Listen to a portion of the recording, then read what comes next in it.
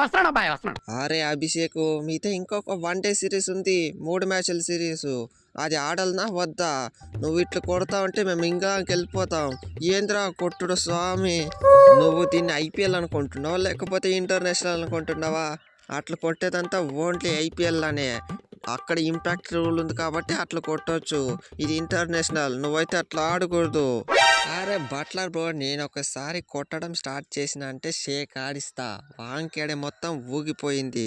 దడ దడ దడ దడ లాడిస్తా. ఇన్ని రోజులు మీరైతే రోహిత్ శర్మ పవర్ హిట్టింగ్ చూసింటారు. ఇప్పటి నుంచి డబుల్ పవర్ చూపిస్తా. అభిషేక్ శర్మ అంటే వైల్డ్ ఫైర్ అని చూపిస్తా.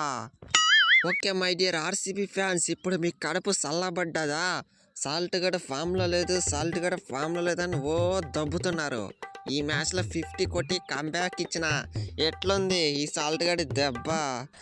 అరే సాల్ట్, నువ్వు 50 కొట్టినా మీ టీం టోటల్ ఎంత? 90+ రన్లు అంతే కదా. నేను అక్కడే 135 కొట్టా. మీ టీం టోటల్ కంటే నేను ఇంకా ఎక్కువే కొట్టిన. ఒక పక్క బ్యాటింగ్లో అభిషేక్ శర్మ వాళ్ళ బౌలర్లకి చుక్కలు చూపిస్తే, తర్వాత మన బౌలర్లు వచ్చి వాళ్ళకి ఇంకా అసలైన చుక్కలు చూపించారు. ఊరికి బౌలింగ్ ఇస్తే చాలు వాళ్ళంతా వికెట్ తీసి పెట్టారు. లాస్ట్కి శివం దూబే కూడా వికెట్లు తీశారు. ఏమైనా మ్యాచ్ ఇది. Excellent allround performance guys. Chakravarthy, Varun Chakravarthy పక్క మ్యాచ్కి 2-3 వికెట్లు కావాల్సిందే.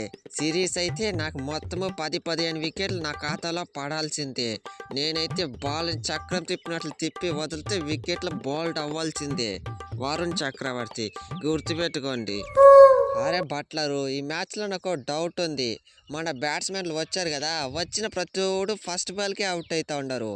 ఆ ఫస్ట్ బాల్ ఒత్తుకొని ఆడింటే మ్యాచ్ ఈజీగా గెలుస్తుండే. ఈ షమీ కంబ్యాక్ ఎలా ఉంది? వచ్చిన 2 వికెట్లు తీసిన. ఫస్ట్ మ్యాచ్తో కంపేర్ చేస్తే ఈ మ్యాచ్లో ఇంకా మంచి బౌలింగ్ వేసిన.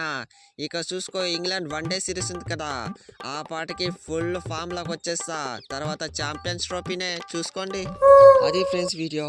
అభిషేక్ శర్మ అయితే వాంకేడేలో రికార్డుల మోత మోయించాడు. అభిషేక్ శర్మ కొట్టిన 6లో మీకు ఎలా అనిపించిందో కామెంట్ సెక్షన్లో కామెంట్ చేయండి. అలాగే ఫ్రెండ్స్తో లైక్ చేయండి, షేర్ చేయండి, సబ్స్క్రైబ్ చేయండి.